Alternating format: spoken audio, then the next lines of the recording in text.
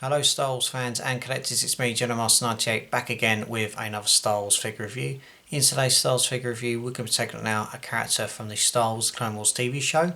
Now the character we're going to take a look at today is a character that made an appearance in the second series of the Clone Wars and made a few more appearances in the fourth and fifth series of the Clone Wars. I can't remember if he appeared in season 3 because it's obviously been a while since I watched Star Wars The Clone Wars, so I need to catch up with that.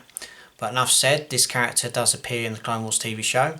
He's a character I've been looking for quite a while now, and obviously I didn't manage to pick up the original version of this character, but the Vintage Collection came through, released a newer version of this character, and I have to say it's really cool. And obviously if you own the Death Watch Mandalorian Air Troopers or the Mandalorian Super Commandos, this character is going to look really cool.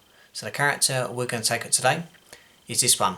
It is Tarre Vizsla from the Clone Wars TV show.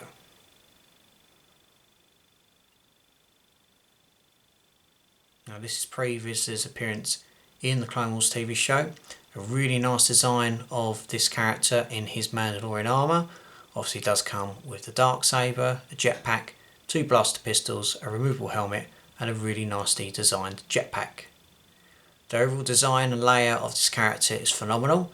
Really impressed. Obviously the original figure obviously stands well in terms of obviously older collectors, but obviously if you're like a collector like me and obviously unfortunately missed out on the original version, then I highly recommend this version because obviously it's absolutely phenomenal, and the best part of this is obviously that facial sculpt of Tarre Vizsla in his Clone Wars era. We'll take a look at this character in a few moments, but let's take a look at the Vintage Collection card that comes with this character.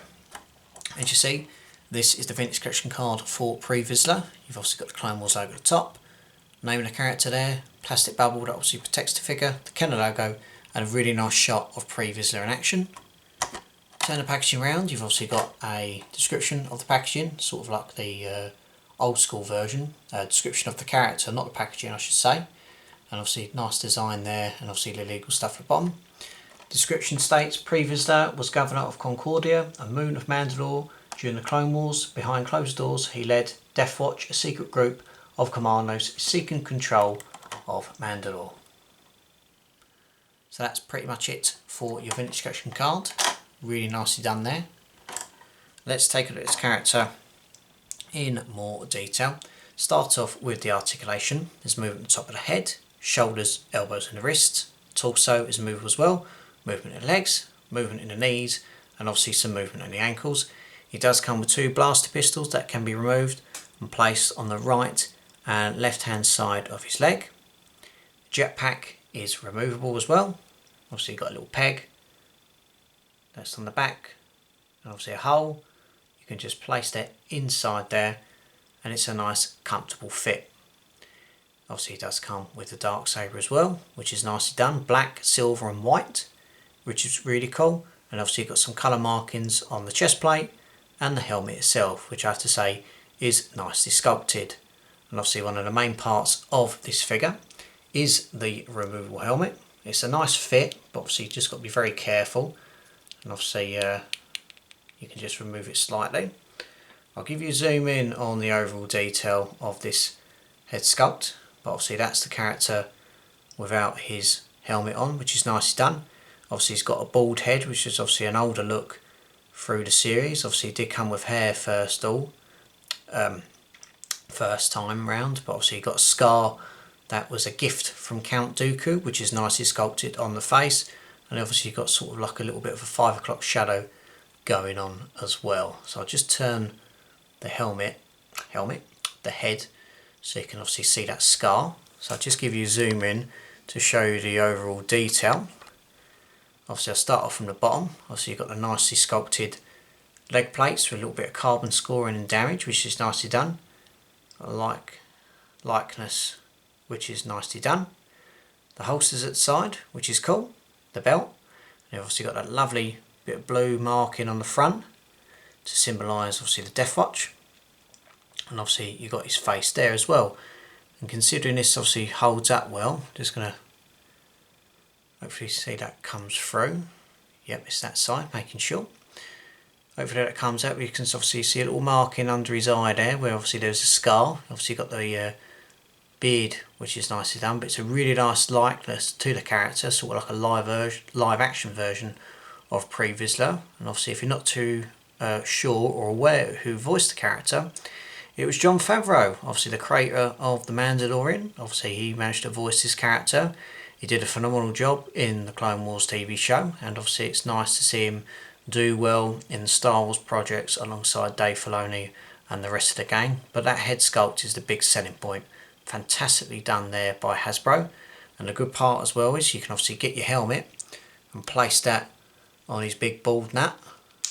And obviously it's a nice fit. And obviously the little antennae on the side are nicely done.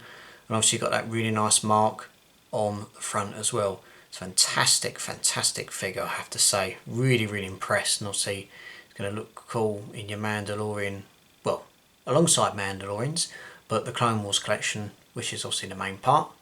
But this is really cool. Even that dark saber as well. I mean, look at the detail on that. Obviously Gideon's version was cool, and obviously there'll be a newer version of Mando, and obviously whether Bo-Katan will come with one, but that's nicely done. But the big selling point is that head sculpt. Really does the job.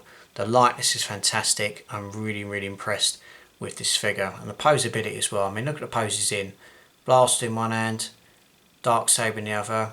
What more do you want as a Clone Wars fan, and obviously especially a Star Wars collector as well?